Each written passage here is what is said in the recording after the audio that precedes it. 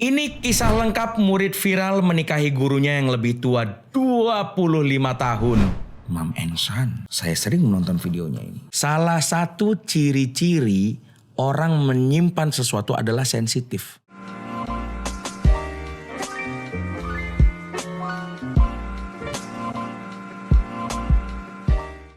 Halo teman-teman semuanya, ketemu lagi sama Ibob Tarigan kali ini di Ibob Reaction. Jadi bukan mengenai curhat-curhatan tapi mengenai reaction untuk berita-berita yang sedang viral saat ini. Yang pertama beritanya adalah viral kisah pasangan lansia menemukan cinta di usia emas. Gue nggak tahu apakah di sini nih dilansir dari World of Buzz, pasangan tersebut bertemu melalui Facebook. Pada April 2021 lalu, awalnya mereka hanya mengirim pesan satu sama lain. Namun, chemistry yang terjalin begitu kuat sehingga keduanya memutuskan untuk menikah. Iya, bertemu di online itu bukan hanya milik anak-anak muda, tetapi milik orang-orang tua, terutama Facebook ya. Apa itu Tinder? Apa itu Tinder? No swipe up, swipe left. Facebook adalah tempat ketemunya. Menurut gue berita ini sah-sah aja ya sebenarnya. Untuk ibu dan bapak ini saya ucapkan selamat. Mungkin ini kalau gue lihat dari wajahnya mungkin di atas 70 ya. Si bapak ya dan si ibu ini ya mungkin di atas 60 juga. Jadi buat teman-teman yang masih jomblo di umur 20, 30, tidak usah khawatir, siapa tahu di umur 70, 80 kalian akan menemukan pasangan di Facebook. Oke. Next. Ini kisah lengkap murid viral menikahi gurunya yang lebih tua 25 tahun. Wih, ini ibu gurunya yang lebih tua, anaknya cowoknya yang muridnya. Mam Ensan, saya sering menonton videonya ini. Tidak masalah, siapa tahu anak ini bagus skillnya. Pria Malaysia yang viral menikahi gurunya tersebut bernama Akmal Yusof. Dia menikahi wanita bernama Suhana Esa yang merupakan mantan gurunya. Keduanya kini membuka bisnis kafe yang diberi nama Sambalana Bistro. Sambalana Bistro. Waduh. Nggak apa-apa ya teman-teman ya. Ini mungkin sesuatu yang tidak wajar buat kita karena ceweknya yang lebih tua 25 tahun. Dan anaknya itu menikahi. Ini kan tergantung dari latar belakang keluarga dari kedua belah pihak gitu. Kalau anaknya membutuhkan sosok seorang ibu yang bisa mengayomi, misalkan 25 tahun lebih tua itu akan menjadi sangat wajar gitu. Jadi cinta itu menurut gua tidak memandang usia, betul, tidak memandang apapun yang kalian pikirkan, tapi cinta adalah cinta.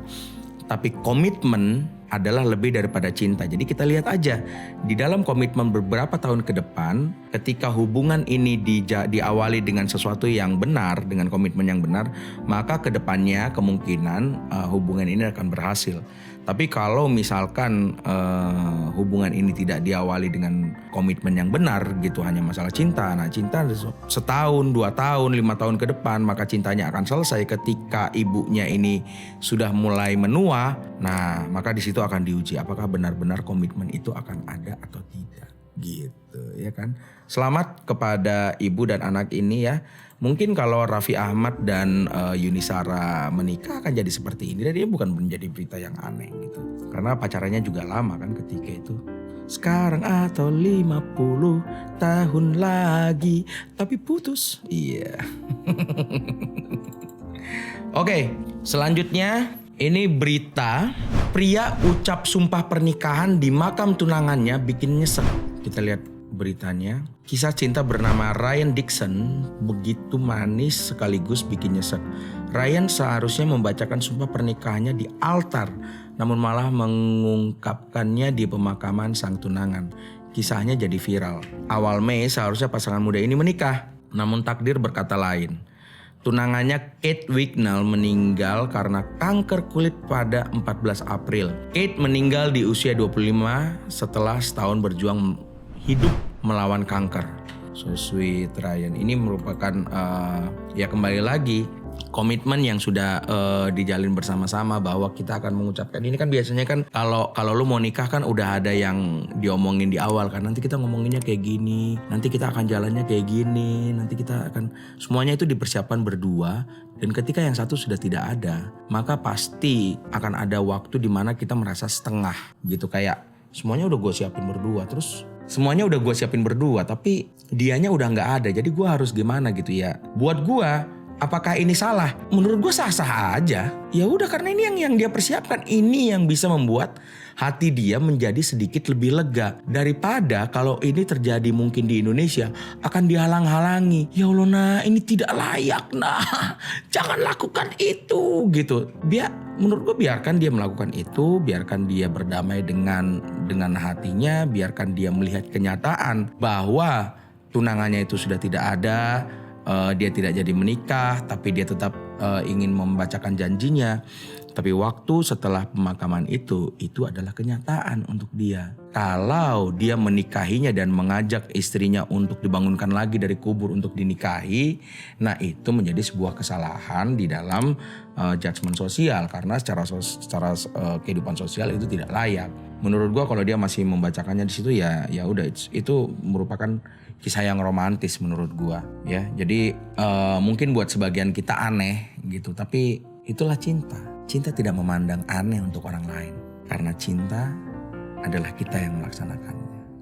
Oke, next ada viral wanita India menyesal dinikahi YouTuber Tulung Agung berujung selingkuh. Oke, jadi ada wanita India yang menikah di Tulung Agung. Dia menyesal. Nah, kata menyesal ini dipastikan bahwa ekspektasi lebih tinggi daripada realita. Dan realita tidak sesuai dengan ekspektasi. Akhirnya ada penyesalan. Nah, ini yang harus dibuka dari awal. Kemungkinan tidak ada keterbukaan dari awal. Tidak ada obrolan bersama-sama di dalam berpasangan.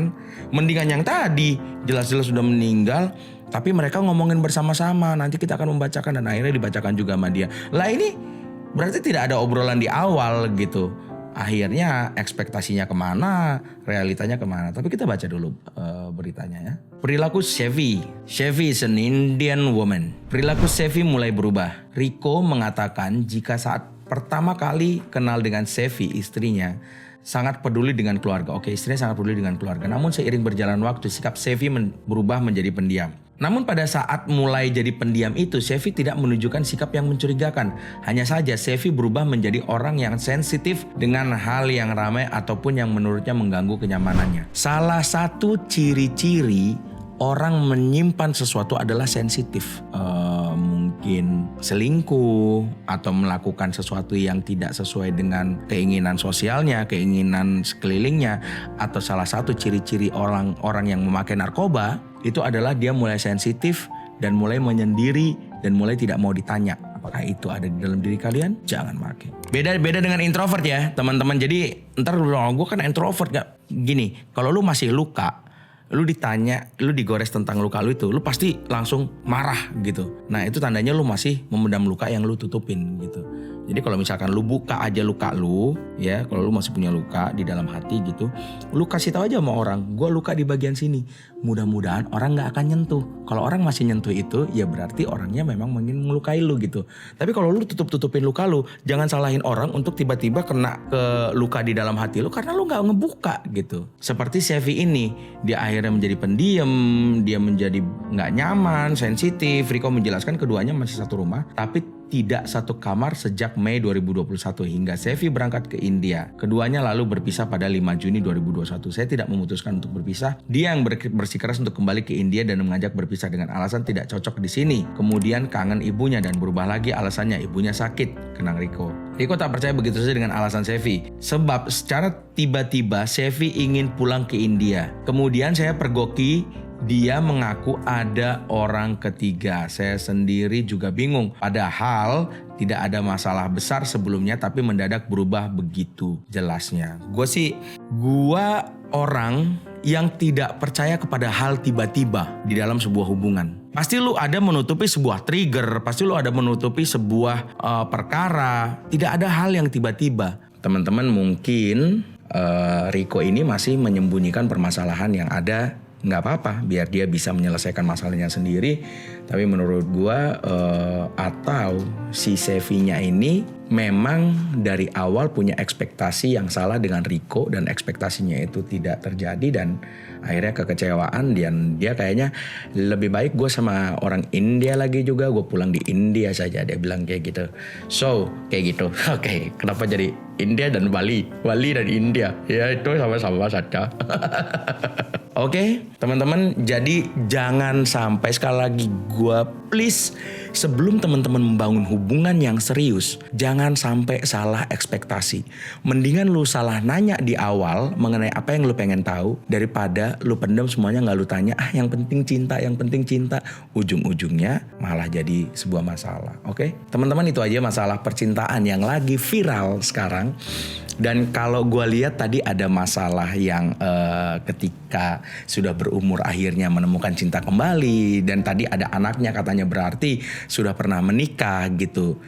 Nggak ada yang salah, sah-sah aja ketika lu menemukan teman yang nyaman di usia tua ya. Dan juga jangan sampai salah ekspektasi. Dan satu cerita romantis tadi, bahwa maupun dia masih ada atau tidak ada, obrolan bersama-sama akan tetap aku lakukan. Elah. Oke? Selamat malam, selamat beristirahat, dan selamat bermimpi indah semuanya. Bye-bye.